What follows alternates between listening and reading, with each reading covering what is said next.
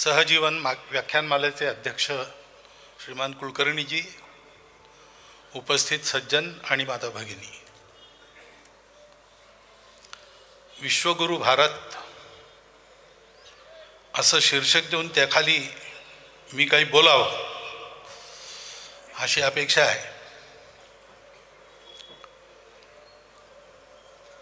विश्वगुरु भारत झाला पाहिजे असं आपल्याला सगळ्यांना वाटतं, कारण आपण सगळे भारतीय आहोत आणि आपली स्वाभाविक आकांक्षा ही आहे. परंतु विश्वाला गुरुची आवश्यकता आहे का? आजची स्थिती विश्वाची अशी काही आवश्यकता असल्याची लक्षणं प्रकट करणारी स्थिती आहे की कशी आहे?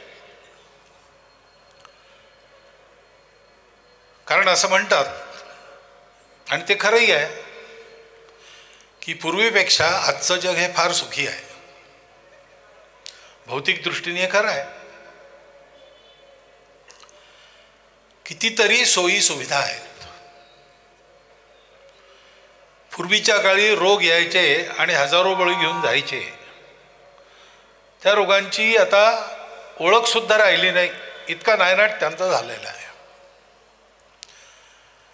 तंत्रज्ञान इतकं मोठं झालेलं आहे की शस्त्रक्रिया करून किंवा नॅनो कंपाऊंड्स वापरून चांगले असाध्य रोग सुद्धा दुरुस्त करण्याची सोय होते आहे. जगाचा संबंध एकमेकांशी वाढला आहे. त्याच्यामुळे ठिकठिकाणच्या परंपरा, संस्कृती यांचं खूप आदान प्रदान सुरू आहे. विचाराने सुद्धा जग समृद्ध होत आहे आणि भौतिक सुखसुविधा कितीतरी वाढलेल्या आहेत. उन्हाळा असला तरी एअर कंडिशनर आहे, हिवाळा असला तरी हीटर आहे. पूर्वी जासूद पाठवून पत्र जायची, 15-15 दिवसांनी मिळायची, 2-2 महिने लागायचे वर्तमान कळायला. आज एका क्लिकवर जगातली सगळी माहिती तुमच्यासाठी हजर आहे. इथून तिथे जायला सुद्धा वेळ लागत नाही.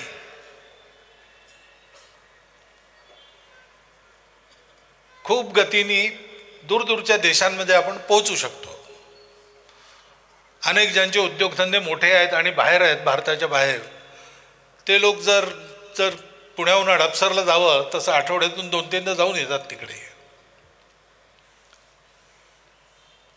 अशी स्थिती असल्यामुळे जो कोणी गुरु असेल जगाचा आत्तापर्यंतचा, त्याच्या मार्गदर्शनाखाली सगळं नीटच चाललं आहे. गुरुची आवश्यकता काय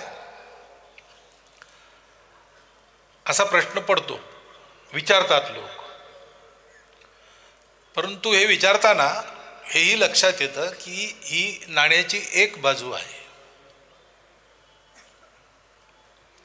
सुखसुविधा वाढलेल्या आहेत, विज्ञान खूप पुढे गेलेलं आहे, टेक्नॉलॉजी आलेली आहे, त्याच्यामुळे खूप गोष्टी सुकर आणि गतिमान झालेल्या आहेत. ह्या सगळ्या गोष्टी बरोबर आहेत आणि चांगलंही आहेत, उपकारकही आहे. परंतु हे सगळं कशा करताय? सुखा करताय. ते सुख मनुष्याजवळ आहे का?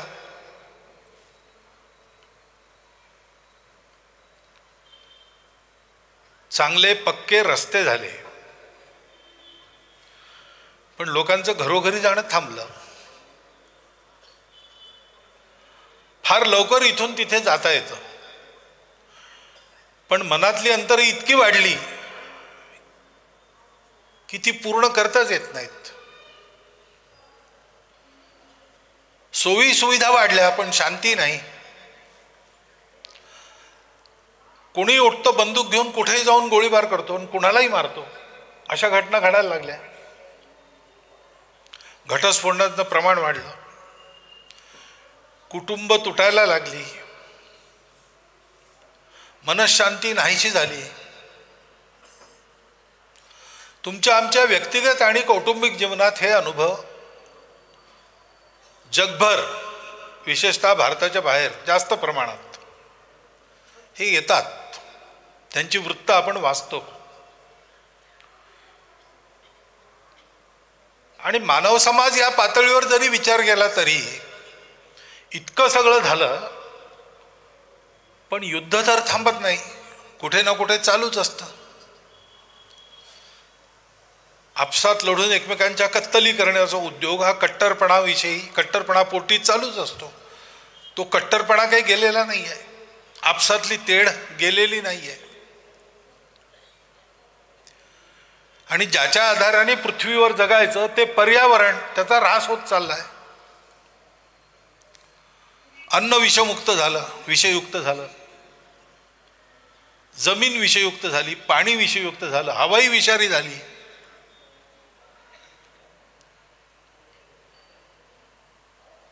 ऋतू अनियमित झाले, पाहिजे तेव्हा पाऊस येत नाही आणि येतो तेव्हा सगळं वाहून घेऊन जातो. जमीन सुद्धा अस्थिर झाली, ढळायला लागली, हलायला लागली, गावाच्या गावं गडप करून चालली. हेही आजच्या परिस्थितीचं एक वर्णन आहे. याचा विचार कसा करायचा? एक विचार असा म्हणतो की हे असंच असणार,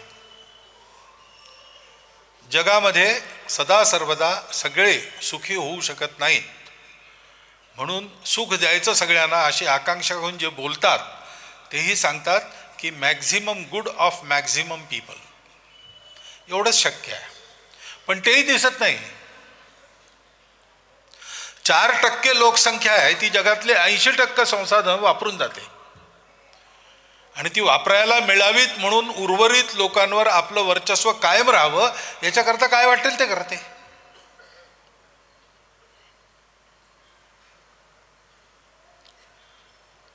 ही सगळी संसाधनं आपल्या हाती केंद्रित राहावी याच्यासाठी जगातले काही थोडे मोठभर धनपती हे एकत्र येऊन काय काय करताना दिसतात. त्याला डीप स्टेट असं म्हणतात. हे सगळं उघड होत चाललेलं आहे. त्यामुळे maximum good of maximum people होतच नाही, all the good for few people असं होत आहे. आणि हे नको आहे कोणाला. बोलताना सगळं हेच म्हणतात, प्रामाणिकपणाने असा विचार करूनही बोलणारे खूप आहेत, पण हे होत मात्र नाही. कारण हे मानून जीवनाची रचना झाली आहे, गेली 2000 वर्ष ती चालू आहे की जगामध्ये हा नियमच आहे की सगळ्यांचं भलं होणार नाही, भलं फक्त जे शक्तिवान आहेत त्यांचं होईल. Survival of the fittest. आणि त्याच्यामुळे शक्तिवान बना. जगात स्पर्धा आहे, सगळ्यांनाच पाहिजे आहे.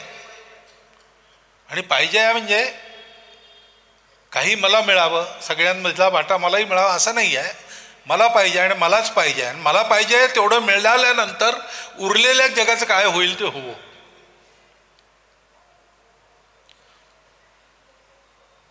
त्याच्यामुळे जगामध्ये अस्तित्वासाठी संघर्ष आहे, सगळ्यांचा संघर्षच आहे. कारण सगळे वेगवेगळे आहेत. मला माझं पोट भरायचं आहे, तुम्हाला तुमचं आपापलं पोट भरायचं आहे. मला जगायचं आहे, सृष्टीला जगायचं आहे की नाही हा माझा विचार नाही. मला जगायचं असणं आहे याच्याकरता जर मी सृष्टीचा विध्वंस करेन तर ते योग्यच आहे, कारण मला जगायचं आहे. उत्क्रांती झाली असं म्हणतात ना, उत्क्रांतीवाद सांगतो की केव्हा तरी काही लाख वर्षापूर्वी म्हणा किंवा अब्ज वर्षापूर्वी म्हणा, मानव प्राण्याची उत्पत्ती झाली. आणि तो मानव प्राणी उत्क्रांतीच्या दृष्टीने सृष्टीच्या प्राण्यांमधल्या शेवटच्या अर्ध्या भागात कुठेतरी होता, ज्याला फूड चेन म्हणतात. मोठा मासा छोट्या मासाला खातो, जीवो जीवस्य जीवनम अशी प्रकृती चालते. तर त्याच्यात सगळ्यात मोठा खाणारा, ज्याला खाणारे फार कमी आहेत, तो राजा, तो माणूस नव्हता. पण माणसाला ही विचारशक्ती, निर्णयशक्ती ही कशी प्राप्त झाली? पण प्राप्त झाली एकदा. आणि त्यानंतर जो उत्क्रांत मनुष्य आला तो त्या आपल्या अगदी खालच्या स्थानापासून एकदम कळसावर जाऊन पोहोचला. आणि त्याच्यानंतर त्यांनी काय काय केलं याच्या यादीमध्ये कोणी काय केलं, कोणी काही काही केलं, कोणी काही केलं नाही, असं सगळं आहे. पण सगळ्यांनी मिळून एक गोष्ट निश्चित केली आहे की जीवांच्या आणि वनस्पतींच्या जितक्या प्रजाती होत्या त्याच्यातल्या अर्ध्यांच्या वर नष्ट केल्या आपल्या खाण्यासाठी. अशी प्रचंड भूक असल्यामुळे मी खायचं आणि बाकीच्यांचं काय होतं ते त्यांनी पाहून घ्यावं. हां, त्याच्यातले मला जे उपयोगी असतील ते जगतील असा मी प्रयत्न करीन, मला उपयोग आहे तोपर्यंत. बाकीच्यांची चिंता करणार नाही, कारण आम्ही सगळे वेगळे आहोत, दिसतोच वेगळे ना. हे जे सगळा विचार आहे हा दिसतो डोळ्यांनी, अनुभवालाही येतो, प्रत्ययाला येतो. आपण सगळे वेगवेगळे आहोत, रंगानी, रूपानी, भाषेनी, पूजेनी, आणखीन जे जे म्हणाल ते. मानवजात एकच आहे असं म्हणायची चाल आहे, पण खरं पाहतो तर आपण सगळेच वेगळे आहोत. आणि याच्यापेक्षा वनस्पतीसृष्टी, प्राणीसृष्टी वेगळी आहे, प्राणीसृष्टी, वनस्पतीसृष्टी वेगळी आहे, सगळंच वेगवेगळं आहे. आणि त्याच्यामुळे जीवनाचा नियम हाच, survival of the fittest, struggle for existence. त्याच्याकरता सगळ्यांकडून घ्यायचं, आपल्याला पाहिजे तेवढं घ्यायचं, त्याच्याकरता शक्ती पाहिजे, म्हणून फिटेस्ट पाहिजे. आणि जे उपयोगी असतील त्यांना ठेवायचं. उद्या खायला बकरीचं मांस पाहिजे तर बकरी पाळली पाहिजे, उद्या खायला कोंबडी पाहिजे तर कोंबडी पाळली पाहिजे, असं पालन करायचं. जे उपयोगाचं नाही त्याची चिंता करायची नाही, आणि जे आडवं येतं ते कापून काढायचं. ही सृष्टी अशीच चालते. असं मानून त्याच्या आधारावर निरनिराळ्या गोष्टी झाल्या. गेली 2000 वर्ष हे प्रयोग झाले.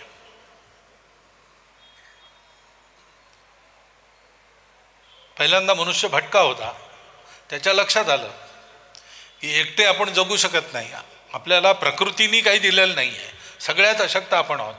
पण आपल्या बुद्धीच्या जोरावर आपण काही करू शकतो, आणि तेही करायला एकटं राहून नाही चालणार, म्हणून कुटुंब झालं, टोळी झाली. मग ते एका जागी बसल्यावर एका जागी राहायच्या असलेल्या आवश्यकता पुष्कळ असतात.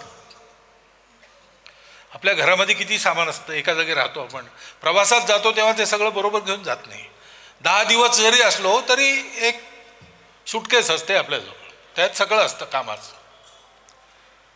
तर भटकी जमात स्थिर झाली, त्यांची सामान वाढलं, आवश्यकता वाढली, म्हणून मग निराळे लोक आले, म्हणून मग एक टोळी झाली, टोळीचं गाव झालं. आता हे सगळेच वेगवेगळे आहेत आणि सगळ्यांनाच भूक आहे, आणि सगळ्यांना आपली भूक पहिल्यांदा, तर मग अराजक माजणारच. ते ठीक व्हावं म्हणून एक राजा सगळ्यांनी मिळून ठरवला, त्याचं सगळ्यांनी ऐकायचं आणि त्याच्या हातात दंडशक्ती दिली. त्या राजाच्या धाकामुळे पुष्कळ दिवस ठीक चाललं. पण राजाही माणूस आहे, त्याच्यामुळे त्यांनी सगळ्यांकडून ओरबाडायला सुरुवात केली. राजांचे अत्याचार. आणि मग असे काही लोक निघाले की ते म्हणाले, बा ही सृष्टी ईश्वराने केलेली आहे आणि ईश्वर सगळ्यांचा खरा राजा आहे, तो राजांचाही राजा आहे. जे राजे त्या राजाची आज्ञा मानून चालतात ते आम्हाला मान्य आहेत, त्यांनाच आम्ही राजा मानतो. आम्ही त्या राजाच्या आज्ञेत चालणारे लोक आहोत, त्यांनी दिलेला राजा आमचा राजा. आणि म्हणून या स्वघोषित राजांना मानू नका, या व्यवस्थेतून राजा येईल त्याचा ऐका. क्रांती झाली, निरनिराळे पंथ संप्रदाय उभे राहिले, त्यांचे धर्माचारी झाले, त्यांच्या मार्गदर्शनाखाली समाज चालू लागला, त्या गुलामीतून मुक्ती मिळाली राजांच्या. पण आता धर्माचारी आहे माणूस, काही दिवसांनी तोही तसाच वागला, आणि मग ते जुने राजे आणि धर्माचार्य यांचा संघर्ष झाला. संघर्ष झाल्यावर मग पुष्कळ दिवस झाला, निर्णय लागला नाही, मग समझोता झाला. की पारलौकिक जीवनामध्ये राजा धर्माचार्य आणि लौकिक जीवनामध्ये राजा आपला राजा, म्हणून तो शब्द अस्तित्वात आला, सेक्युलर. हे सगळं जगात झालं, भारतात नाही झालेलं. तिकडे हा शब्द या परिस्थितीमुळे आला आणि मग दोघांनी मिळून सगळ्यांना लुटायला सुरुवात केली. मध्ययुगीन इतिहासात असा एक कालखंड आहे युरोपच्या की ज्यामध्ये पैसे देऊन स्वर्गातल्या सीटचं रिझर्वेशन केल्या जात असे, तिकीट दिल्या जात असे बाकायदा. पुन्हा सगळा मानव समाज हवाल देईल, काय करावं, संघर्ष चालूच आहे. म्हणून मग एक नवीन साधन माणसाला मिळालं, त्याचं नाव विज्ञान. सांगोवांगीवर विश्वास ठेवणार नाही, प्रत्यक्ष पाहिजे, प्रमाण, अनुभव पाहिजे. तो अनुभव सगळ्यांना तसाच आला तर खरा, नाही तर ती माझी कल्पना. आणि तो पुन्हा आणून देता आला पाहिजे, तशी परिस्थिती उत्पन्न करून वैज्ञानिक निकषांवर ठरवायचं आणि जगायचं. त्याच्यामुळे या सगळ्या अंधविश्वासातून मुक्त होऊन मानव समाज प्रगती करायला लागला. परंतु मानव समाजच होता, जो पूर्वीचा होता तोच होता. आणि त्याच्यामुळे आपण असं पाहतो की विज्ञानाने खूप फायदे आहेत, विज्ञान पाहिजेच आहे. परंतु त्या विज्ञानातूनच सर्व संहारक शस्त्र निर्माण झाले आहेत, अस्त्र निर्माण झालेली आहेत. त्या विज्ञानाच्या आधारावर सुद्धा शोषण चालतं. आणि ते विज्ञान सतत बदलत असतं, कारण माणसाचं ज्ञान पुढे पुढे जात असतं. तर जुन्या गोष्टी कधी कधी निरर्थक होऊन जातात, तरीही त्यांची ग्वाही देत लोक आपलं वर्चस्व कायम ठेवायचा प्रयत्न करतात. हे झालेलं आहे. आणि हे विज्ञान आलं तर सर्वप्रथम जे साधन संपन्न होते त्यांच्या हाती लागलं, त्याचा त्यांनी फायदा घेतला. आणि म्हणून हा अतिरेकी व्यक्तिवाद आणि त्यातून शोषण हे वाढलं, त्याची प्रतिक्रिया झाली. मग असं म्हटलं गेलं की व्यक्ती हा महत्त्वाचा नाही, समाज महत्त्वाचा आहे. आणि सगळा व्यक्ती हा समाजाकरता आहे. समाज नावाच्या यंत्राचा तो एक अवयव आहे किंवा एक तो भाग आहे, त्याला स्वातंत्र्य नाही. त्यांनी आपल्या क्षमतेप्रमाणे काम करावं, त्याला आवश्यकतेप्रमाणे मिळेल, पण समाज म्हणेल तसं राहावं लागेल. पण तो समाजाच्या आज्ञेत राहायचं म्हणजे कुणाच्या आज्ञेत राहायचं, तर हे म्हणणाऱ्यांच्या आज्ञेत राहायचं. शोषितांचा पक्ष घेणारा जो पक्ष आहे त्याची हुकुमशाही म्हणजे समाजाची हुकुमशाही. पण पक्ष म्हणजे खूप लोक असतात, त्या पक्षात कोणाचं चालतं, पॉलिट ब्युरोचं चालतं. पण पॉलिट ब्युरोही एकाला घाबरतो, मग नवे असे समाजवादी हुकुमशाह झाले. हे सगळे प्रयोग देवाला मानणारे, देवाला न मानणारे, व्यक्तीला मानणारे, समाजाला मानणारे गेले 2000 वर्ष सतत चालून अपयशी झाले.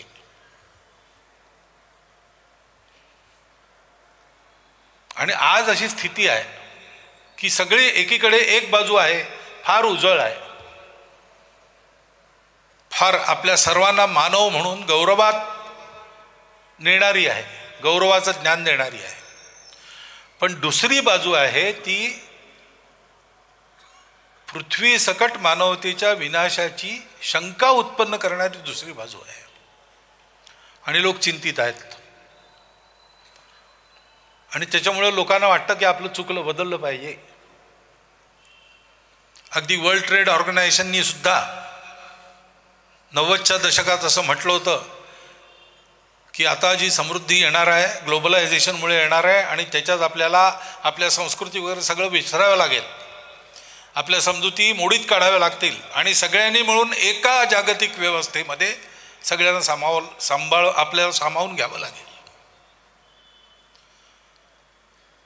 मग काही दिवसांनी त्यांनी असं म्हटलं 1999-2000 मध्ये की हे आम्ही म्हटलं खरं, पण असं झालेलं नाही अजून, आम्ही प्रयत्न केले पण ते काही जमत नाही आहे.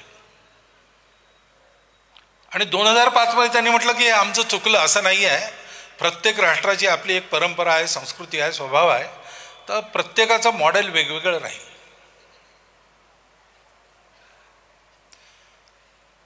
सार्कोझी नावाचे पंतप्रधान होते, त्यांनी तर एक समिती बनवली तज्ज्ञांची की कुठे चुकलं.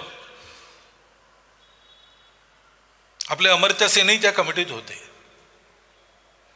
नवीन शब्द आले, सस्टेनेबल डेव्हलपमेंट, हॅपीनेस इंडेक्स. कारण इथे हा रस्ता अपूर्ण झाला. याचे फायदे पुष्कळ आहेत, पण याचे तोटे आहेत. आणि हे सगळं करूनही सुख मिळतच नाही, समाधान मिळतच नाही, जीवनात शांती येतच नाही. मग कुठे पाहायचं? त्याचा विश्वाचं चिंतन भारत या विषयाकडे वळलेलं आहे. आणि त्याचं कारण आहे, पहिलं कारण आहे ही अपुरी दृष्टी भारताजवळ हे पूर्ण करण्याचं साधन आहे. ही अपुरी दृष्टी मनुष्याचं शरीर ओळखते, मन बुद्धी यांना ओळखते, पण हे तिघही एकत्र चालणाऱ्या करता जे चौथं तत्व पाहिजे त्यांच्याजवळ नाही आहे. ही अपुरी दृष्टी जीवनामध्ये अर्थकामांचं महत्त्व जाणते, मोक्षाचंही महत्त्व जाणते. परंतु हे तीनही एका जीवनात एकत्र मिळणे, या तिघांचाही बरोबर विकास होणे, याच्याकरता जे चौथं तत्व पाहिजे ते जाणत नाहीत. त्यांना व्यक्ती माहिती आहे, त्यांना समुदाय मानवता माहिती आहे, त्यांना सृष्टीसुद्धा खूप माहिती आहे. परंतु हे सगळे बरोबर चालून सगळ्यांचा विकास एकत्र कसा होईल याच्याकरता जे चौथं तत्व पाहिजे ते त्यांच्याजवळ नाही आहे, आणि ते भारताजवळ आहे. अशी गोष्ट सांगतात बृहदारण्यक उपनिषदात किंवा छांदोग्य उपनिषदात असेल प्रसंग,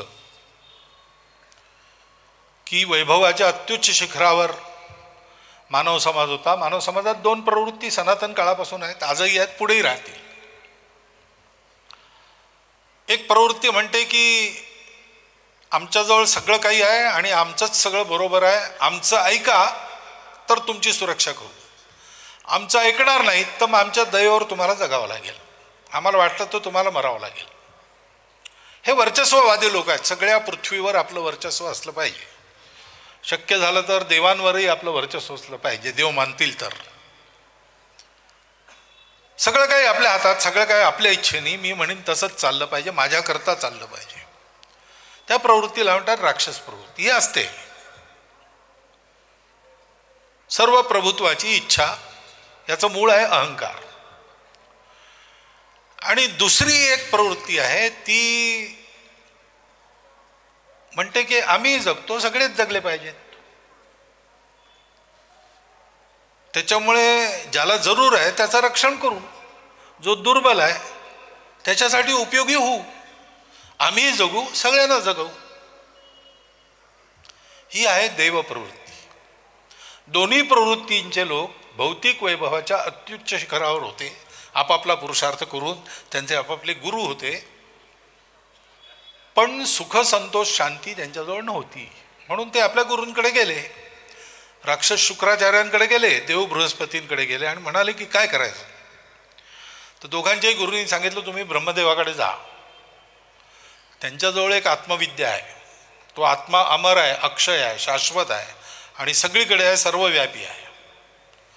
त्याला जाणून घेतल्याने काहीही जाणण्याचं शिल्लक उरत नाही, आणि त्याला हस्तगत केल्यावर कधीही फिकं न पडणारं शाश्वत सुख, समाधान, संतोष सगळं काही मिळतं. आणखी काही घ्यायची मिळवायची जरूरच राहत नाही. तर दोघंही शिष्यभाव ग्रहण करून वल्कल नेसून हातात समिधा घेऊन निघाले गुरुकडे जायला. रस्त्यात कुठेतरी भेटले, बरोबर निघाले आणि ब्रह्मदेवांकडे पोचले. ते ध्यानस्थ बसले होते, त्यांनी समिधा त्यांच्यासमोर ठेवल्या, नमस्कार केला आणि त्यांच्या ध्यानातून बाहेर यायची वाट पाहत बसले त्यांच्यासमोर. ब्रह्मदेवानी डोळे उघडले, दोघं दिसले वल्कल नेसलेले आणि बरोबर समिधा दिसत आहेत. तर ब्रह्मदेव म्हणाले तुम्ही शिष्यभावाने आलात, काहीतरी शिकू इच्छिता, जाणू इच्छिता, तर काय पाहिजे तुम्हाला, काय कसली माहिती पाहिजे सांगा. तर दोघेही म्हणाले की आम्हाला तुमच्याजवळ आत्मविद्या आहे, ती जाणून घ्यायची आहे. तो आत्मा अमर असतो, शाश्वत असतो, हे बरोबर आहे का? ब्रह्मदेव म्हणाले हो. आणि तो मिळाल्याने आणखी काय मिळण्याचं शिल्लक राहत नाही. शाश्वत आणि कधीही फिकं न पडणारं सुख मिळतं, शांती, समाधान, संतोष. ब्रह्मदेव म्हणाले हो. मग तो आत्मा आम्हाला दाखवा. तर ब्रह्मदेव म्हणाले ठीक आहे, तुम्ही दाखवाल म्हणजे पाहाल, तर पाहता कशाने? आम्ही डोळ्यांनी पाहतो. तर नाही, डोळ्यांनी नाही पाहत. डोळे, आता मनुष्य मेल्यावर डोळे तर तेच असतात ना. आजकाल तर आपण म्हणतो 6 तासाच्या आत तो डोळा दुसऱ्याला उपयोगी होऊ शकतो. डोळा तोच आहे, ते उपकरण आहे. पाहणारा दुसरा आहे, तो त्या डोळ्यामध्ये बसून पाहतो, डोळा वापरतो. त्यामुळे डोळ्यात पाहणारा कोण आहे तुम्ही पहा, शोधा. तर तेव्हा सोपा आहे. आत्ता पाहतो. दोघंही उभे राहिले, एकमेकांच्या डोळ्यात पाहायला लागले. डोळ्यात पाहिल्यावर प्रतिबिंबच दिसतं, ते त्यांनी पाहिलं.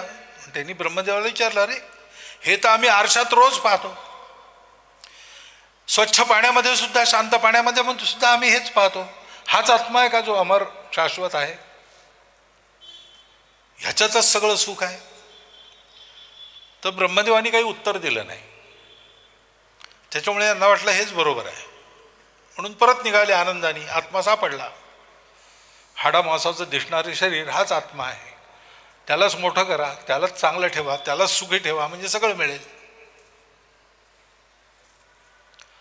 पण जाताना वैतरणी नदी पार करताना इंद्र पाण्यात पाहत होता आणि विरोचन वल्ली मारत होता नावं चालवायला. तर ते प्रतिबिंब, ते वल्ली मारल्यावर ते गेलं, तरंगात विलीन झालं. तर इंद्र म्हणाला, अरे हा शाश्वत अमर आत्मा आहे, पाहता गेला. तर काहीतरी गडबड आहे, चला परत ब्रह्माजीनं पुन्हा विचारू. विरोचन म्हणाल, नाही नाही, पुन्हा पुन्हा जायची काय जरूर आहे, आपण विचारलं, त्यांनी सांगितलं, समजून वागायचं. विरोचन काही परत गेला नाही. इंद्र परत गेला आणि त्याच्याकडनं आणखीन कोडी सोडवून घेतली ब्रह्मदेवानी, आणि मग त्याला आत्म्याचा लाभ झाला. विरोचनाला काही झाला नाही. ते शरीरच सत्य, बाहेर दिसतं तेच, ज्ञानेंद्रिय कर्मेंद्रिय सगळ्यांच्या आधाराने ज्याचा अनुभव घेता येतो तेवढंच खरं, असं मानून त्या प्रवृत्तीचा विकास झाला.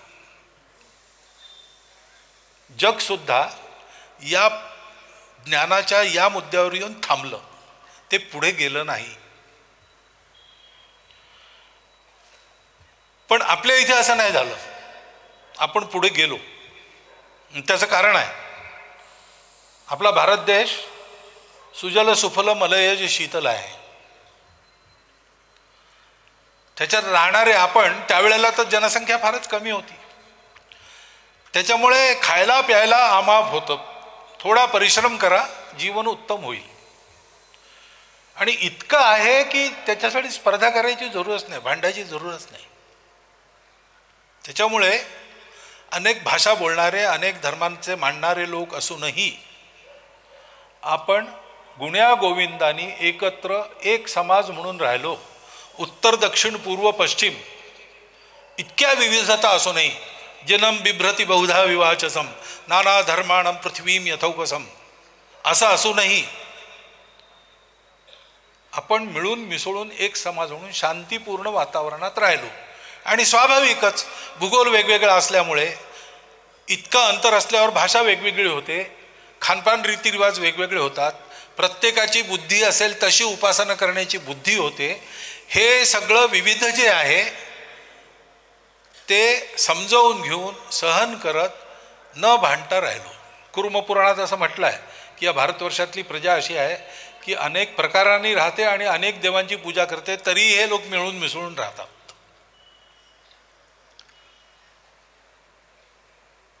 आणि आपण सुरक्षित होतो.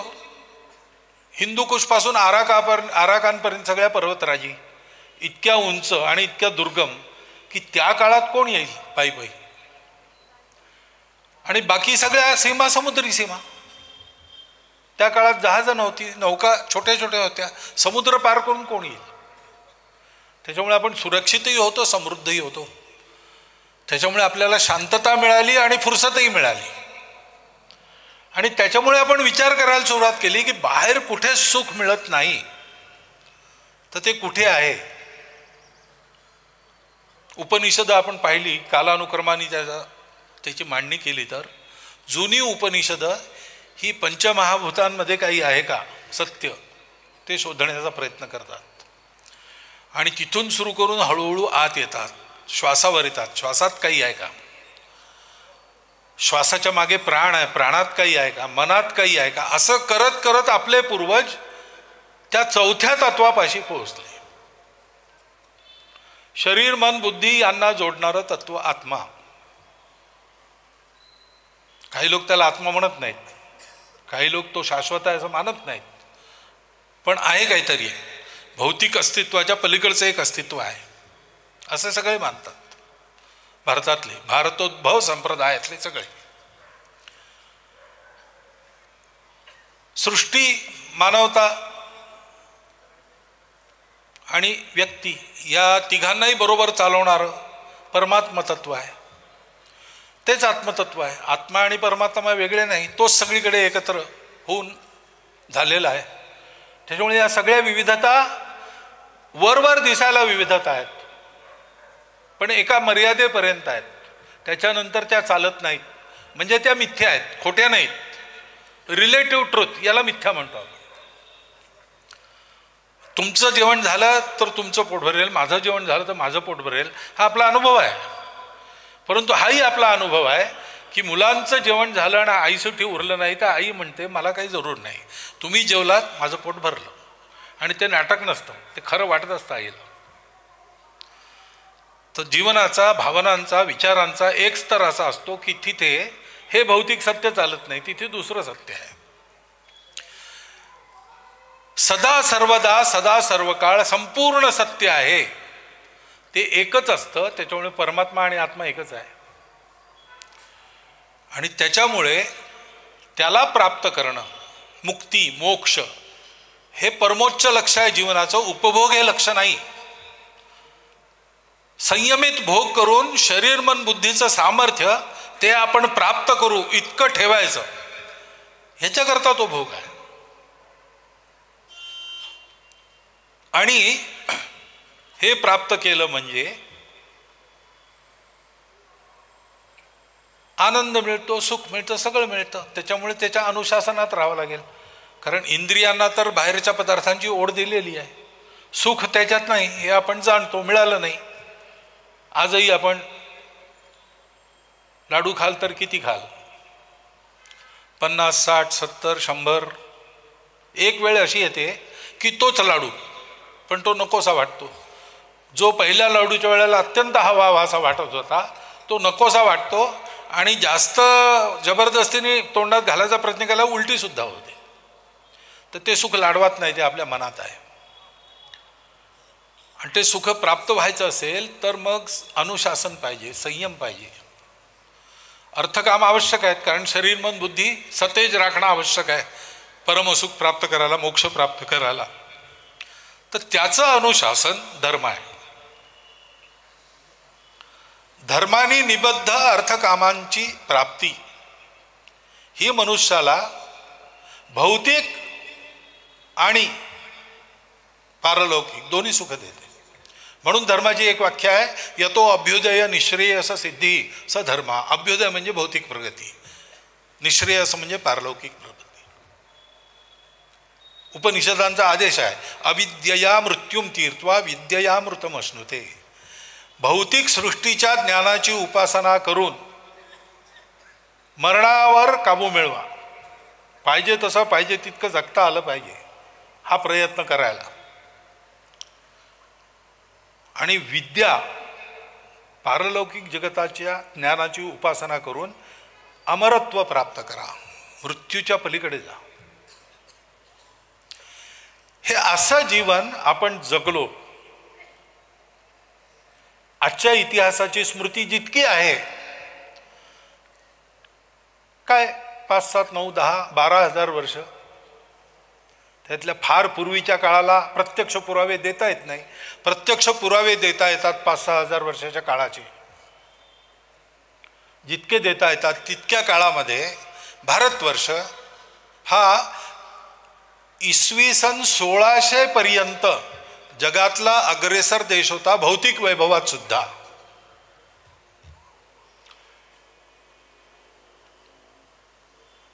आणि जगाला ज्ञानही देत होता. तर विलियम डॅलिरिम्पलचं नवीन पुस्तक आलं आहे, दी गोल्डन रोड म्हणून. त्याच्यात सगळं नमूद आहे. इतिहासाचे पुरावे देऊन इतिहास लिहितो, आकर्षक भाषेत लिहितो. थोडंफार फुलवलेलं असलं तरी त्याच्या पाठीमागे तथ्य असतं असं म्हणतात. त्याचा सगळा तपशील आहे. आणि म्हणून अर्नॉल्ड टॉयनबी पासून लोक म्हणत आहेत, टॉयनबी म्हणतो की या युगाचा प्रारंभ युरोपकडून झालेला असला तरी, या सहस्त्रकाचा प्रारंभ युरोपकडून झालेला असला तरी याचा अंत हा भारताच्या विचारातून झाला पाहिजे, तरच सृष्टी वाचेल, नाहीतर विनाश ठेवलेला आहे. हे का वाटतं? हे आपण करून दाखवलेलं आहे. आणि हे करून दाखवण्याकरता भारत उत्पन्न झालेला आहे. बाकीची राष्ट्र कशी उत्पन्न झाली, त्यांची काय आवश्यकता होती? ही सुरक्षा आणि सर्वायवल, हे दोनच उद्देश आहेत. त्याच्याकरता समूहाने एकत्र राहणं आवश्यक आहे. त्याच्याकरता एक आधार पाहिजे. तो आधार प्रकृती देत नाही, प्रकृती विविधता देते, समानता त्यात मनुष्य आणतो आपल्या कृत्रिम गोष्टींनी. भाषा आपण निर्माण केलेली गोष्ट आहे. भाषा एक आधार आहे, एक राज्य एक आधार आहे, समान आर्थिक हित हे एक आधार आहे एकत्र व्हायचा, एक पंथ संप्रदाय हा आधार आहे. याच्या आधारावर राष्ट्रांचं निर्माण झालं. आणि हे आधार पुरत नाहीत लोकांना एक ठेवायला. आपण पाहतो हे सगळं असलेले लोकही आपसात भांडत असतात. म्हणून एक सत्ता लागते, दंडशक्ती. ती सत्ता राष्ट्राचा मूलाधार. सत्तेमुळे राष्ट्र आहे, नेशन स्टेट असं म्हणतात. आपल्याकडे असं काही झालेलं नाही. आपण सगळे सुखात होतो, गुण्यागोविंदाने नांदत होतो. आपल्या इथे वचक ठेवायला दंडाची आवश्यकता नव्हती, कारण कुणाला कधी भांडावंच लागलं नाही. न राज्यम नैव राजा असीत न च दंड्यो न च दांडिका धर्मेणैव प्रजा सर्वे रक्षन्ति स्म परस्परम. हे धर्मतत्व आपल्या पूर्वजांना सापडलं, सत्य सापडलं. सगळं एक आहे, विविधता एकतेचंच रूप आहे. आपण विविधतेत एकता म्हणतोच, पण मी म्हणतो एकतेच्याच विविधता आहेत. आणि त्यामुळे हे अनुशासन घेऊन राहिलं पाहिजे. धर्माधारित जीवन आपण उभं केलं. आणि नुसतं उभं करून थांबलो नाही, सगळं एक असल्यामुळे जगात सगळीकडे हे आमचे बंधू आहेत. हे आमचे ने परके ही भाषा अल्पबुद्धी माणसाची आहे. अयम निज परोवेती गणनाम लघुचेतसाम उदारचरितानाम तू वसुधैव कुटुंबकम. आणि म्हणून हे जगाला देणं आपलं कर्तव्य आहे. त्याकरता ऋषी मुनींनी खूप मोठ्या प्रमाणावर लोकप्रबोधन केलं आणि आपल्या भारतीय राष्ट्राची, प्राचीन राष्ट्राची, सनातन राष्ट्राची, आजकाल ज्याला लोक आणि आम्ही सुद्धा संघाचे लोक हिंदू राष्ट्र म्हणतो, त्याची उत्पत्ती झाली. ते हिंदू राष्ट्र आहे. भद्रमिच्छंत ऋषे ह्या स्वरविदा. सृष्टीचं हे सायन्स जाणणारे असं म्हणतात ना, ध्वनीतून सगळं उत्पन्न झालं. पहिला ध्वनी आला. First there was world, the word was God and God was the word, असं बायबलमध्ये सुद्धा आहे. तर ते स्वर जाणणारे ऋषी, आणि ते कसे जगाच्या कल्याणाची इच्छा ठेवणारे, भद्रमिच्छंत. त्यांनी दुर्धर तपाची दीक्षा घेतली. तपोदीक्षा मुपसे दुरग्रे तत्तो, त्यामधून राष्ट्रम बलम ओजश्च जातम. परोपकारा करता हे राष्ट्र उत्पन्न झालं. आणि म्हणून त्याला आदेश आहे, एतद्देश प्रसूतस्य सकाशादग्र जन्मनात स्वम स्वम चरित्रम शिक्षेरन पृथिव्याम सर्वमानव. हा आमचा जीवनोद्देश आहे. आणि हे जगाने पाहिलेलं आहे, जगामध्ये तो इतिहास माहीत आहे. मुद्दाम दडपून ठेवला आहे आपल्या स्वार्थाकरता, ती गोष्ट वेगळी. आणि आता तर तो डोक्यावर चढून बोलणाऱ्या खऱ्या गोष्टीसारखा सगळ्या इतिहास तज्ज्ञांच्या डोक्यावर तोडून बोलायला सुद्धा लागलेला आहे. आणि त्याच्यामुळे जगाला गुरुची आवश्यकता आहे आणि तो गुरु भारत होऊ शकतो ही जगाची अपेक्षा आहे.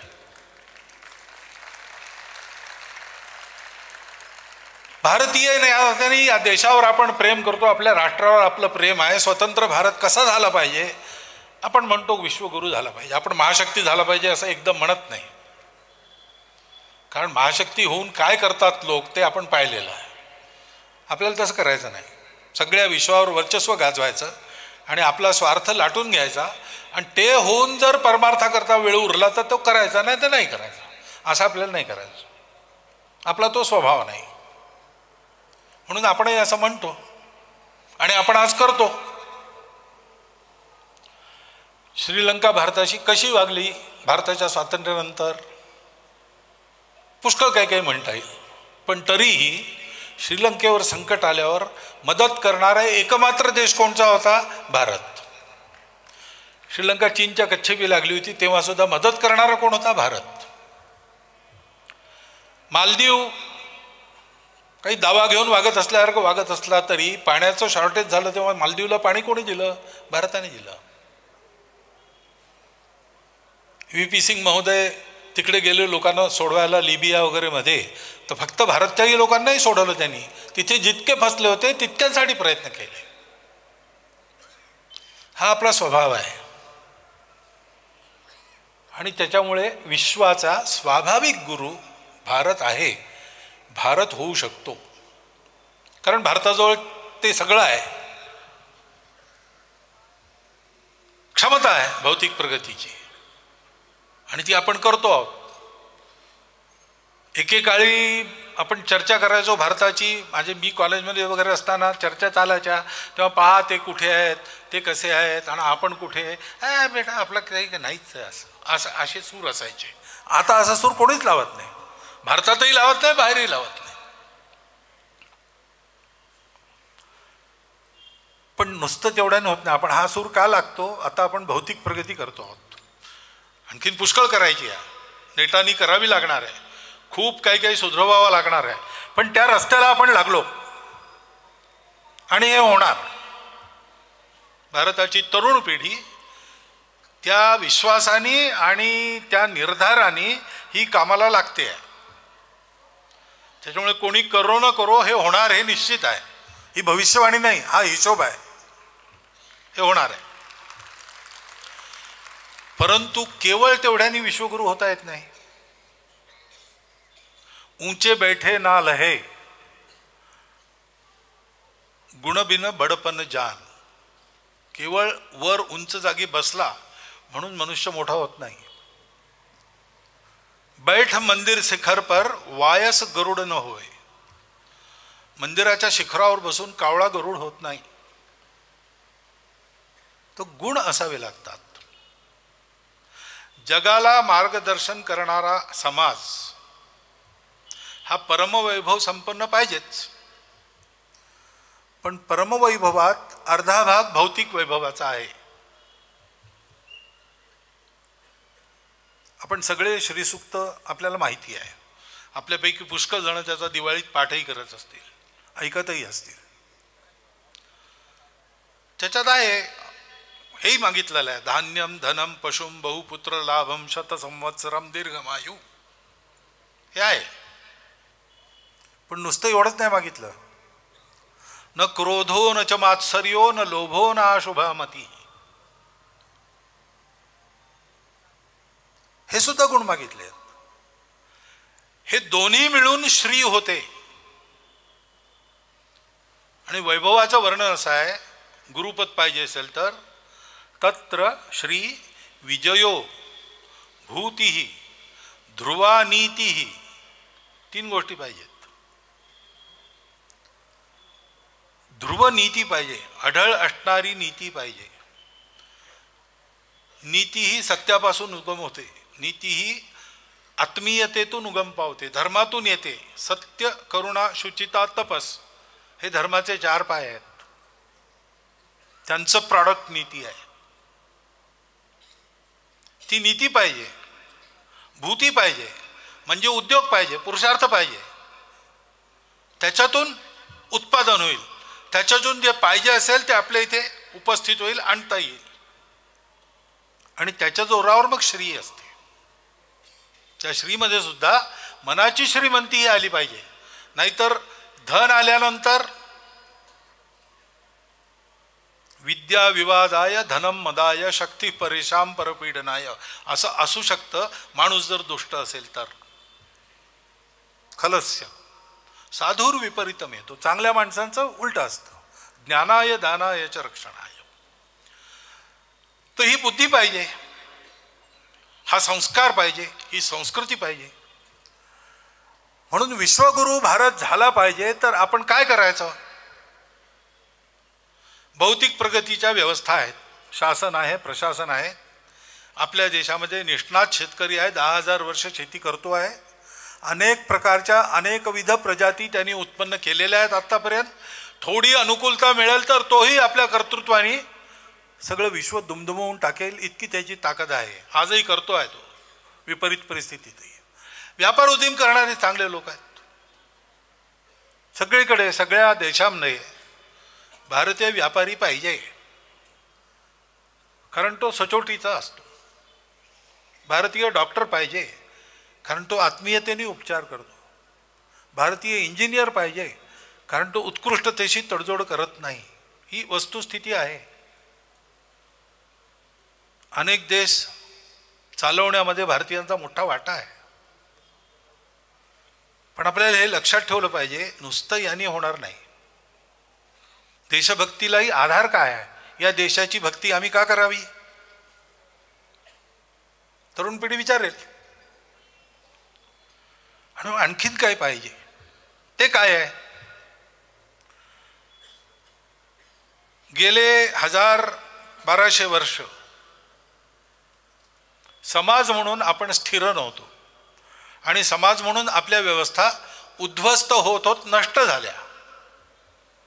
आज आपण अव्यवस्थित समाज आहोत.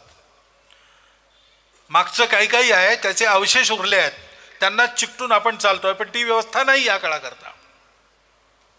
जुने जाऊ द्या मरणाला लागुनी, जाळूनी अथवा पुरूनी टाका, असं केशवसुतांनी म्हटलं.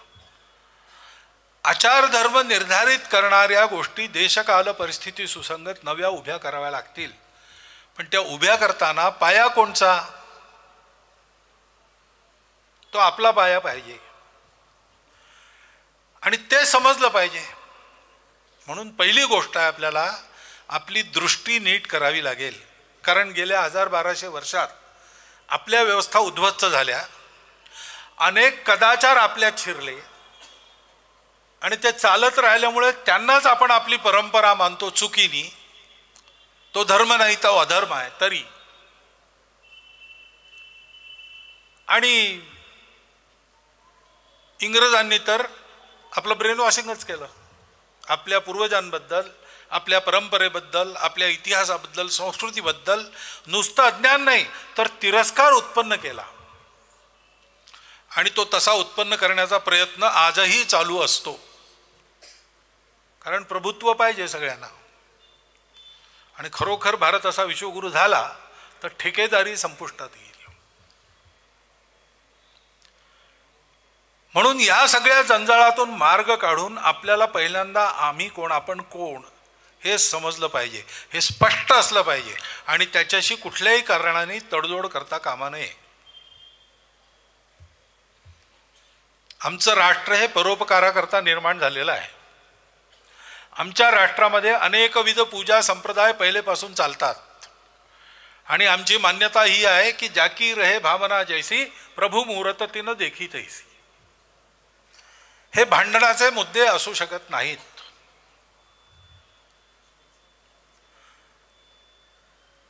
हे घेऊन येणारी कट्टरता हा समाप्त करायचा विषय असला पाहिजे.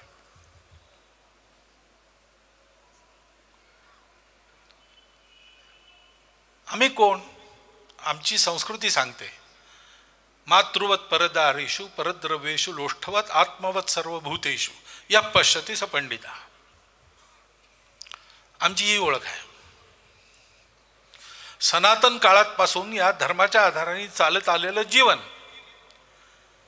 त्या आचरणातून उत्पन्न झालेलं अनुभवजन्य प्रतीतीजन्य आध्यात्मिक आणि भौतिक ज्ञान, ही आमची परंपरा आहे, ती शाश्वत आहे. चतुर्वेदा पुराणानी सर्वोपनिषदस्तथा रामायणम भारतंच गीता सद्दर्शनानी च, सगळी दर्शनं, जैनागमा त्रिपिटका गुरुग्रंथ सतांगिरा एष ज्ञाननिधी श्रेष्ठ श्रद्धेयो हृदि सर्वदा. आणि हा ज्ञाननिधी हा बंद नाही आहे, हा इन्क्लुझिव्ह आहे. आणखीन कुठून कुठून काही येईल तर आनो भद्रा क्रतवो यंतु विश्वता, सगळ्या विश्वातून सद्विचार आमच्या पाशी यो, या वृत्तीने त्यांना स्थान देणारे आम्ही लोक आहोत. आमच्या इथे आमचंच खरं, बाकी सगळ्यांचं चूक चालणार नाही. हे सगळं वेगवेगळं असेल तरी मिळून मिसळून राहू. आमच्या व्यवहारामुळे दुसरीची अडचण होणार नाही हे पाहू. आणि जितकी श्रद्धा माझं जे काही आहे त्याच्याविषयी माझी आहे, तितकी श्रद्धा माझी दुसऱ्याचं जे आहे त्याच्याविषयी असेल. हा व्यवहार आम्हाला पाळावा लागेल. मग मतांतरण चालणार नाही. स्वतःहून रेव्हरंड नारायण वामन टिळकांसारखा कोणी मतांतरित होईल तर होईल, काही त्याला हरकत नाही. परंतु लोभ लालच जबरदस्तीने आक्रमकपणे इतरांच्या देवी देवतांची हेटाळणी करत चाललेला प्रयत्न हा आमच्या देशाचा नाही आहे. हा आमच्या राष्ट्रीय जीवनात सामावू शकत नाही. हे स्पष्ट झालं पाहिजे. याच्यात काही कोणाचा उपमर्द नाही, कोणाची हेटाळणी नाही, सगळ्यांचा स्वीकार आहे. रामकृष्ण मिशनमध्ये आजही 25 डिसेंबर साजरा करतात. हे आम्ही करू शकतो कारण आम्ही हिंदू आहोत. पण आमचा प्रश्नच नाही आहे ना. आम्ही सगळ्यांबरोबर मिळून मिसळून राहतोच आहोत जगात, अनादिकालापासून आजही राहतो.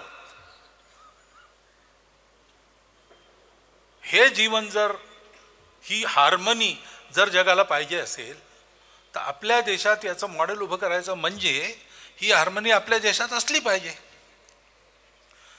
श्रद्धेचा आदर, त्यामुळे राम मंदिर झालं पाहिजे, ते होत आहे.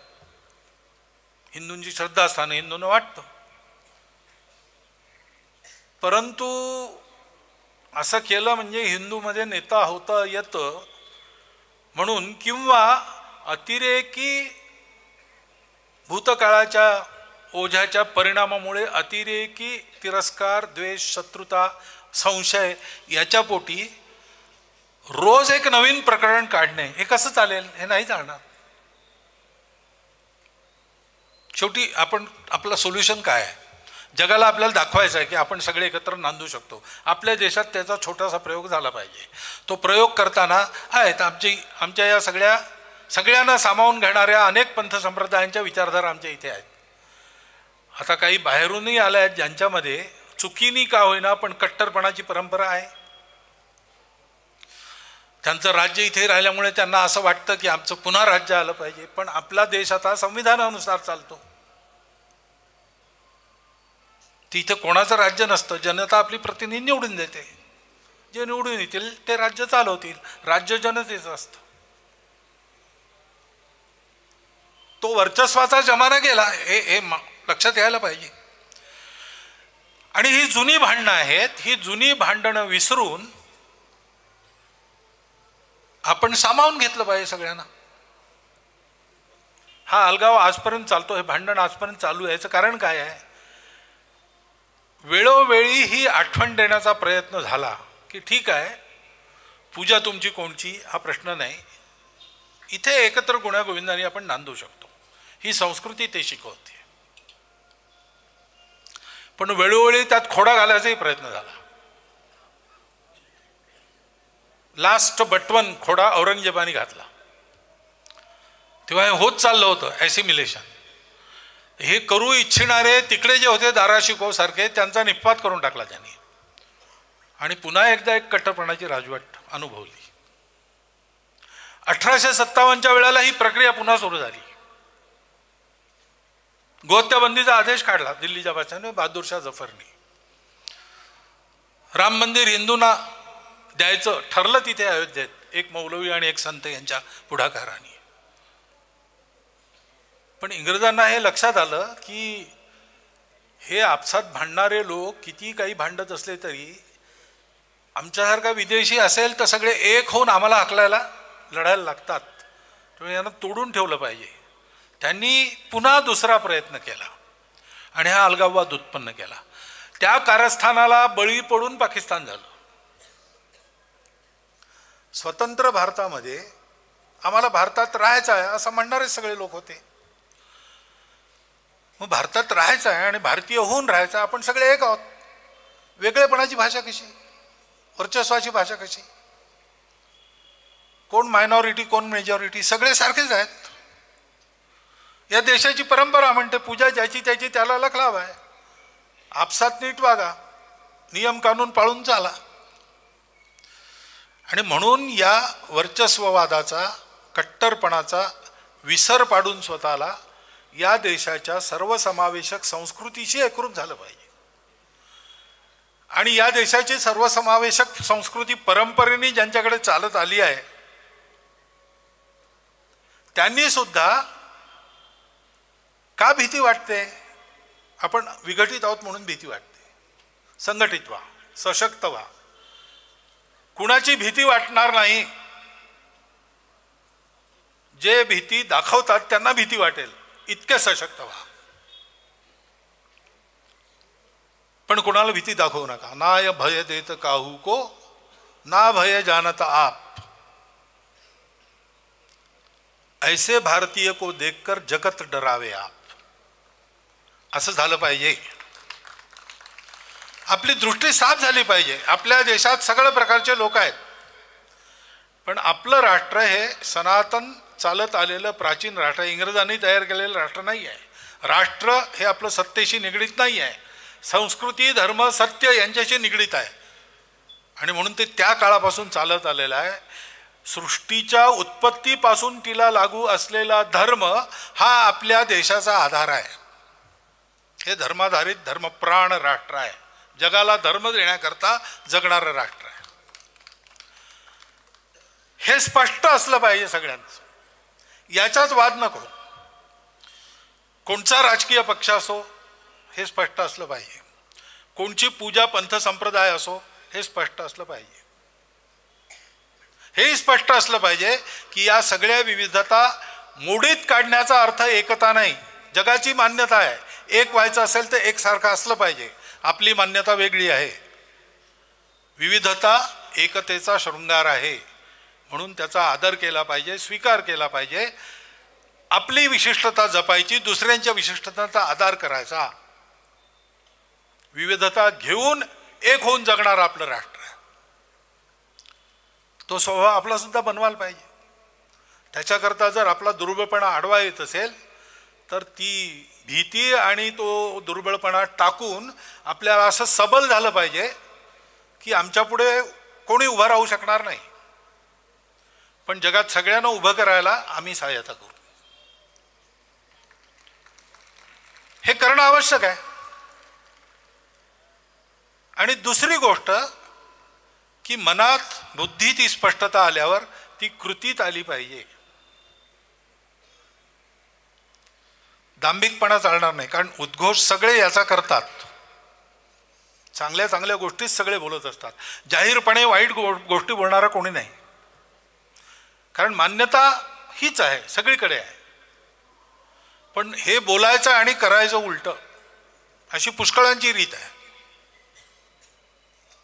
हे आपण पाहतो जगात सगळीकडे चाललेलं आहे. फार मला उल्लेख करायची आवश्यकता नाही. डोळ्यावरचे निर्णय पंथोपपंथांचे आणि पक्षांचे चष्मे काढून जर पाहिलं आपण जगाकडे तर आपल्याला स्पष्ट दिसतं. हा दांभिकपणा चालणार नाही. असं वागता आलं पाहिजे, असं वागलं पाहिजे. एकतेचीच सगळी रूपं आहेत आणि एकताच आपली आहे. तर मग जात पात उंच नीच आणि अस्पृश्यता या गोष्टी आल्या कुठून? आल्या असतील तर त्या लॉक स्टॉक अँड बॅरल फेकून दिल्या पाहिजेत. आणि हे फक्त नेत्यांनी बोलायचं नाही आहे, हे फक्त कार्यक्रमातून दाखवायचं नाही आहे, माझ्या घरी तसा व्यवहार असला पाहिजे. आता हे किती अप्रिय वाटो, पण हे केल्याशिवाय गत्यंतर नाही आहे. गेल्या 1000-1200 वर्षात खूप गोष्टी आपण अशा केल्या अज्ञानामुळे, काही स्वार्थामुळे सुद्धा, की ज्याच्यामध्ये धर्माच्या नावाखाली खूप अधर्म झाला. तो सगळा अधर्म टाकून द्यावा लागेल. पुराणमित्येव न साधू सर्वम न चापि काव्यम नवम इति अवध्यम संतः परीक्षान्यतरत भजन्ते मूढ परप्रत्यनेय बुद्धी. आणि म्हणून जगावं कसं याच्याकरता संत सांगतात त्याचं अनुसरण करावं लागेल. विद्वान सांगतात त्याचाही विचार करा, उच्चपदस्थ सांगतात त्याचाही विचार करा. परंतु खूण खरी संतांना माहिती आहे, कारण ते जे सत्य आहे ज्याच्या आधारावर ही धर्म संस्कृती सगळी उत्पत्ती झाली, त्या सत्याच्या निरंतर संपर्कात राहणारे साक्षात्कारी पुरुष म्हणजे संत असतात. आणि असे आहेत, होऊनही गेलेले आहेत. धर्मस्थापनेचे नर हे तो ईश्वराचे अवतार झाले आहेत, पुढे होणार देणे ईश्वरांचे. आपल्या देशाचं भाग्य आहे की आपल्याला ही सतत परंपरा लाभलेली आहे. परीक्षा करून जो खरा आहे तो काय म्हणतो, त्यांनी काय म्हटलं आहे पुष्कळ आहे. तुकोबारायांचा गाथा वाचा, समर्थांचा दासबोध वाचा. महाराष्ट्रात सगळ्या देशात सगळ्या प्रांतांमध्ये अत्यंत व्यावहारिक मार्गदर्शन करणारं संतांचं साहित्य उपलब्ध आहे. त्याच्यात समदृष्टीचाच उपदेश केला आहे. विद्या विनय संपन्नो ब्राह्मणो गवी हस्तिनी शुनीचैव श्वपाकेच. विद्या विनय संपन्न ब्राह्मण, गाय, हत्ती, कुत्रा, ज्याला हेटाळणी लोक चांडाळ म्हणायचे तो, या सगळ्यांना समदृष्टीने जो पाहतो तो खरा जाणकार. समदृष्टी म्हणजे सारखेपणा एक अर्थ आहे. सम हे भगवंताचंही नाव आहे विष्णू सहस्रनामात. या सगळ्यांमध्ये ज्याला देव दिसतो, जो आपल्यात आहे तोच, तो खरा जाणकार. आपल्याला जाणकार व्हायला पाहिजे. दृष्टीची जाणीव ही सुधारली पाहिजे, दृष्टी शोधन झालं पाहिजे. अशा अनेक गोष्टी आहेत. आणि वागताना त्याच्यात प्रामाणिकपणाने तसं वागलं पाहिजे. त्याला सवय लागते, एकदम होत नाही, एकदम 100% होणारही नाही, परंतु एक एक पाऊल पुढे गेल्याने होईल.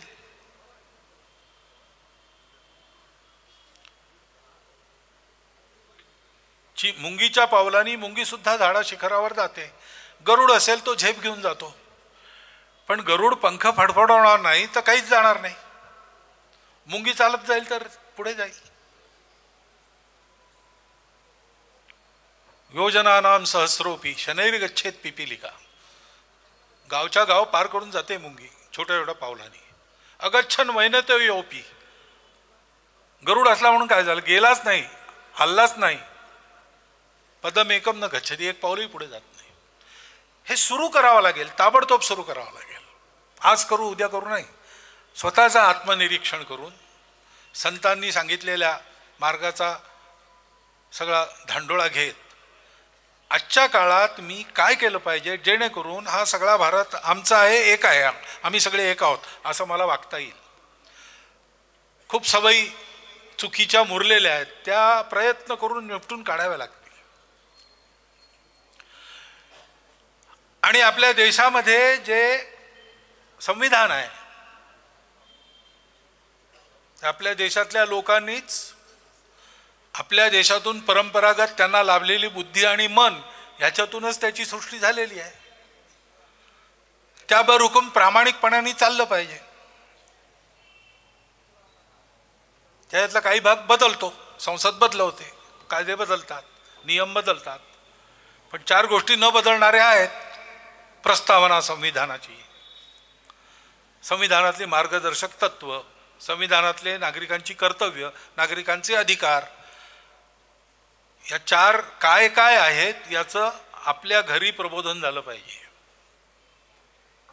आणि श्रद्धापूर्वक त्याचं आचरण जीवनात केलं पाहिजे. नागरिक जीवनाचे सगळे अनुशासन नियम हे सगळं पाळून आपल्याला वागता आलं पाहिजे. कितीही घाई असली तरी लाल बत्ती तोडायची नाही, बिलं सगळी वेळेवर भरायची. छोट्या छोट्या गोष्टी आहेत. पर्यावरणाचा मोठा प्रश्न आहे. नीती बदलेल तेव्हा बदलेल, पण आपल्या घरी गळका नळ लगेच दुरुस्त करा. शॉवर खाली 15 मिनिटाच्या वर कशाला राहायचं? किती बादली पाणी स्नानाला वापरायचं वगैरे वगैरे ठरवून वाचवा. सिंगल यूज प्लास्टिक कमीत कमी घराच्या बाहेर हद्दपार करा. कचऱ्याची विल्हेवाट कशी लावायची, झाडं लावायची, घरी भाजी करायची म्हणजे भाजी उगवायची. पुष्कळ गोष्टी आहेत ज्या आपण स्वतः करण्यासारख्या आहेत. आपल्या घरी ही संस्कृती चालत राहावी. आपल्या मुलांना या गोष्टी सांगितल्या पाहिजेत की नाही, त्यांना सांगता याव्यात म्हणून आपण पाहिल्या पाहिजेत की नाही. इतकं मोठं कथा भांडार आहे आपल्याकडे. रामायण महाभारत तर आहेच, बालहितोपदेश आहे, पंचतंत्र आहे, पुष्कळ आहेत. गुणाढ्याचा कथासरित सागर आहेत, सगळ्या बोधप्रद कथा आहेत. आणि याशिवाय परंपरेने आपल्याकडे आजीबीजी सांगत असलेल्या गोष्टींचाही खजिना असेल. मुलांशी संवाद होणे आईबापांचा. मोबाईलचा वेळ कमी करा, त्याचाही टाइम टेबल ठेवा, टीव्हीचाही टाइम टेबल ठेवा. आपसात बोललं पाहिजे. जगामध्ये खूप प्रकारच्या भ्रष्ट कल्पना आता आल्या आहेत. गेल्या 2000 वर्षात आंधळेपणा वावरल्यामुळे इतके पंथोपपंथ सगळे जीवनाला गर्तेत नेणारे असे उत्पन्न झाले आहेत. त्याचं वातावरण आहे सगळीकडे. आपल्या मुलांची 12 वर्षापर्यंत नीट मशागत करून त्यांची बैठक नीट केली नाही तर पुढे त्यांचं जगात काय होईल कोणी सांगू शकत नाही. आपल्या घरी हे काम चाललं पाहिजे.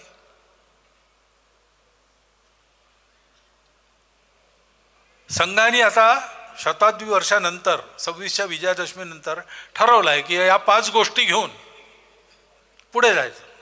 पंचपरिवर्तन असं आम्ही त्याला म्हणतो. सामाजिक समरसतेचा विषय आहे, कुटुंब प्रबोधनाचा विषय आहे, पर्यावरणाचा विषय आहे, नागरिक शिष्टाचाराचा विषय आहे आणि स्वचा विषय आहे, स्वदेशी, स्वगौरव आणि स्वदेशी. जे घरी तयार होतं ते बाजारातून तेव्हाच आणायचं जेव्हा त्याच्यामुळे आपल्या गावचा कोणाचा रोजगार चालत असेल, तो बुडवायचा नाही. जे आपल्या देशात होतं ते वापरायचं. जे होत नाही त्याच्यावर चालत असेल तर चालवायचं. नाही चालणं अशक्य आहे तर मग आपल्या अटींवर ते घ्यायचं.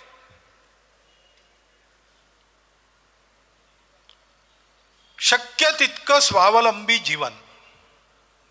विनोबाजी असं म्हणायचे की स्वदेशी म्हणजे स्वावलंबन आणि अहिंसा असं आहे. कारण आपण जेव्हा आपल्याच देशातला माल घेतो तेव्हा आपल्या देशाचा रोजगार वाचतो, कोणाच्या पोटावर पाय येत नाही. ते स्वदेशीचं काम. या 5 गोष्टी घेऊन समाजाचं आहे. कारण जशी दृष्टीशोधन एक गोष्ट आहे तसं कृतीशोधन ही एक गोष्ट आहे. आणि मन वचन कर्माचा संयम असला पाहिजे. सामूहिक जीवनात मतं असतात, आचार भिन्नता असते, कधी कधी उग्राचारही असतो. तर उग्रतेचा प्रतिकार करण्याचं सामर्थ्य प्रत्येक घरी पाहिजे, शक्ती पाहिजे, व्यायाम पाहिजे, या सगळ्या गोष्टी पाहिजेत. परंतु एक संयमही पाहिजे.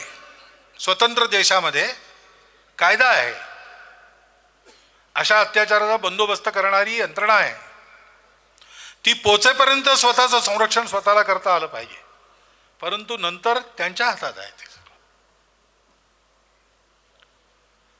त्याच्यामुळे वाणी वचन कर्मानी आम्ही जोडणारे आहोत, तोडणारे नाही.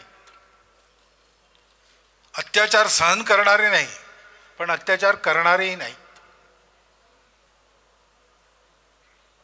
धर्मस्थापनेकरता लढतो, साधूंचं परित्राण करतो, सज्जनांचं निर्दालन करतो. पण ते कशाकरता करतो? सगळे जोडले जावेत, सगळ्यांची उन्नती व्हावी याकरता करतो. धर्म तो आहे जो सगळ्यांना जोडतो, सगळ्यांची धारणा करतो, सगळ्यांना उन्नत करतो. धर्म म्हणजे संतुलन आहे, धर्म म्हणजे संयम आहे, धर्म म्हणजे सगळीकडे आदि मध्य अंत सगळीकडे आनंद देणारं काम आहे. हे सगळं आपल्या मनवचन कर्मातून प्रगट झालं पाहिजे. हे दृष्टीशोधन आणि कृतीशोधन जेव्हा आपण करू समाजातले लोक, कारण एखादा देश बनतो काही म्हणजे कोणामुळे बनतो? नेते, अवतार, पार्ट्या, पक्ष, विचार हे सगळे सहाय्यक असतात. जगामध्ये समर्थ झालेले कम्युनिस्ट देशही आहेत, समर्थ झालेले भांडवलशाही देशही आहेत, लोकशाही सुद्धा समर्थ झालेली आहे, हुकुमशाह सुद्धा समर्थ असतो. सगळे प्रकार आहेत, त्यांनी आपली उन्नती केलेली आहे. तंत्राचं महत्त्व नसतं, व्यक्तींचं महत्त्व नसतं, नीतीचं महत्त्व नसतं. नीती म्हणजे नीती अनितीमधली नाही, पॉलिसी, त्याचं महत्त्व नसतं. महत्त्व असतं सामान्य जनतेच्या एकत्वाचा आणि गुणांचा स्तर. दी इनक्रेडिबल जापानीज म्हणून पुस्तक लिहिलं गेलं होतं. जेव्हा जपान जगातल्या बाजारांचा राजा होता, तर जपानच्या प्रगतीची कारणं 9 अशी त्या तज्ज्ञांनी दिली होती. 4 तज्ज्ञांनी पुस्तक लिहिलं, अजूनही असेल कुठेतरी उपलब्ध पुण्यात. तर त्या 9 कारणांपैकी पहिली 5 कारणं ही नीती पॉलिसीशी संबंधित नव्हती, ती माणसांशी संबंधित होती. जपान अग्रणी आहे कारण जपानचा माणूस आपल्या देशाकरता कोणताही त्याग करायला तयार आहे. जपान अग्रणी आहे कारण जपानचा माणूस आपल्या देशाकरता कोणतंही धाडस करायला तयार आहे. जपान अग्रणी आहे कारण जपानची जनताही अनुशासनात वागते. जपान अग्रणी आहे कारण जपानचा माणूस केवळ आपल्या उन्नतीचा विचार करत नाही, कमीत कमी आपल्या गावाच्या उन्नतीचा विचार करून आपल्या उन्नतीचा मार्ग आखतो. आणि जपानचा माणूस हा देशभक्त आहे. ही पहिली 5 कारणं होती. भारतातल्या जनतेला गुणांनी तसं व्हावं लागेल तर ही सगळी भौतिक प्रगती, आजचा आलेला उत्साह, जगात होत असलेलं नाव, सर्व देशांचा आपल्याला मिळत असलेला चांगला पाठिंबा, आपल्याविषयी एक आदराची आणि सन्मानाची झालेली भावना जगातली, या सगळ्यांचा उपयोग होईल. तो उपयोग झाला पाहिजे. तो उपयोग झाला पाहिजे याकरता एक सद्गुणांची न्यूनतम पातळी समाजाची व्हावी याकरता आपण जे सगळे व्याख्यानमाला वगैरे ऐकतो, आपण एका अर्थाने महाजन आहोत, सुबुद्ध आहोत. आपलं अनुकरण समाज करेल. आपल्या जीवनामध्ये, व्यक्तिगत जीवनामध्ये, कौटुंबिक जीवनामध्ये, आपल्या सामाजिक जीवनामध्ये, आपल्या आजीविकेच्या ठिकाणी या गुणवत्तेचं आचरण, या गुणवत्तेने बोलणं, या गुणवत्तेने विचार करणं आपलं झालं पाहिजे. तर विश्वगुरु भारत व्हायला फार वेळ लागणार नाही. 20-1 वर्षात आपण ते स्थान गाठू शकू. कारण भौतिक प्रगती होते आहे, नैतिक प्रगती व्हायला पाहिजे.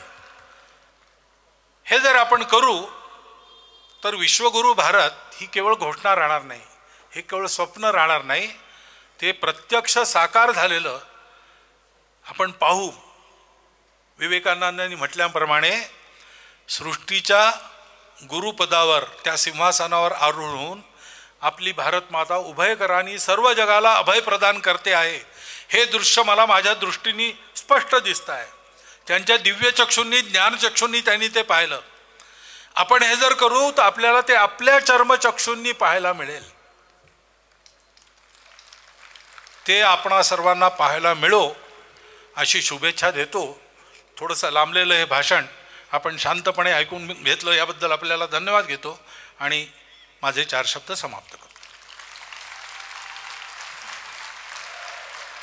मंडळी, अजून 5च मिनिटं आपण बसणार आहोत, कोणी हलणार नाहीये. याचं कारण मगाशी डॉक्टर अनंत भागवतांनी सांगितलेली ती मुलगी धाडसी काश्मीरी, ती काश्मीरहून इथे आली, ट्रॅफिकमध्ये अडकलेली होती, ती या ठिकाणी आलेली आहे आणि ती आदरणीय मोहनजींचा सन्मान करू इच्छिते आहे. त्यामुळे 1-2 मिनिटं अजून आपण थांबणार आहोत. त्यानंतर वंदे मातरम होईल आणि मगच आपण सभास्थान सोडू. कारण एका साधू अशा व्यक्तीचं व्याख्यान, विचार आपण या ठिकाणी ऐकलेले आहेत. मी सामरीन खान जगातली सर्वात लहान वयाची महिला सरपंच, दहशतवादाचा जिथे सगळ्यात जास्त कहर आहे अशा राजौरी भागामध्ये आजही भारतीय साडी नेसून भारतीय वेशामध्ये गावाचा कारभार करत असते आणि अतिरेक्यांच्या कुठल्याही दडपणाला बळी पडत नाही, जिला खऱ्या अर्थाने वाघीण म्हटलं पाहिजे, ती या ठिकाणी आलेल्या आहेत आणि त्या सन्मान करत आहेत.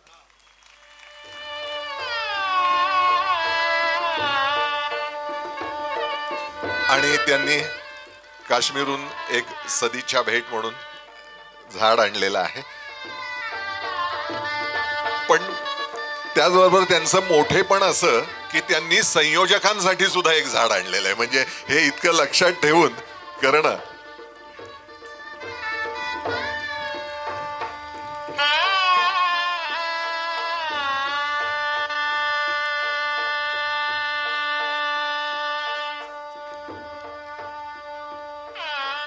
मंडळी, खरं तर शेवटचं काम नेहमी आभार प्रदर्शनाचं असतं, पण आभार प्रदर्शन अवघड आहे. आपण असं नसतं व्हावं अशी विनंती करतो. कारण त्यांनी जे विचारधन दिलंय त्याचा विचारातच आपण पुढचे काही दिवस अडकून पडणार आहोत. आणि त्यांनी सांगितलं त्याप्रमाणे की नुसता विचार नाही, त्याच्यावरती कृती झाली पाहिजे. आणि ती झाली तर देशाचं चित्र काय होईल हे त्यांनी आता आपल्याला दाखवून दिलं. खरं सांगायचं तर ज्यावेळी मोहनजींसारख्या एका साधुत्वाच्या मुखातून हे शब्द येतात त्यावेळी तो केवळ आशावाद नसतो, तर ती द्रष्टेपणाने केलेली भविष्यवाणी असते आणि ती तुम्ही आम्ही साकार करायची असते, असं आश्वासन आपण त्यांना या ठिकाणी देणं अत्यंत गरजेचं आहे की होय, तुम्ही सांगितलंय त्याप्रमाणे आम्ही आचरण नक्की या ठिकाणी करू. त्यामुळे एक औपचारिकता म्हणून फक्त आभार असे शब्द म्हणतो, पण त्याही पेक्षा सहजीवन व्याख्यानमाला आज आपल्या व्याख्यानाने आपण आम्हाला जो वेळ दिलात, सहयोग दिलात, ह्याच्यामुळे जी प्रचंड श्रीमंत झालेली आहे की एवढी मोठी श्रीमंती आज आम्हाला अनुभवायला मिळते ती केवळ तुमच्यामुळे. एक मला अजून आभार मानायचे या ठिकाणी की या व्याख्यानमालेची सुरुवात करताना दोन राजकीय क्षेत्रातली पण सामाजिक क्षेत्रात जास्त असणारी व्यक्तिमत्व होती. एक म्हणजे खासदार विठ्ठलराव तुपे आणि दुसरे खासदार गजाननराव कीर्तीकर. आज गजाननराव कीर्तीकर सपत्नीक या ठिकाणी उपस्थित आहेत. आपण त्यांचं अभिनंदन करूया, कारण 2000 साली पासून ते आम्हाला मार्गदर्शन करतात. बाकी सर्व मान्यवरांचे मनपूर्वक आभार. आणि यानंतर वंदे मातरम होईल आणि वंदे मातरम झाल्यानंतरच हा कार्यक्रम संपन्न होणार आहे. आपण त्यासाठी सर्वजण उभे राहूया आणि भारत मातेचा त्यानंतर जय जयकार केल्यानंतर हा कार्यक्रम. वंदे. खूप खूप धन्यवाद.